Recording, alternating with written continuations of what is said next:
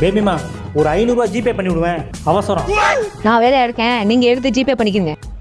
சரிம்மா. பேமா பாஸ்வேர்டு என்ன? உங்க டேட்டா பத் தான். நம்ம டேட்டா பத்தி தான் வச்சிருக்காளா? எவ்வளோ பாசம் நம்ம மேல. தப்புன்னு வருது. ஓ சாரிங்க, ஏன் டேட்டா பத்துங்க. ஆஹா, வசமா வந்து மாட்டிக்கிட்டியாடா.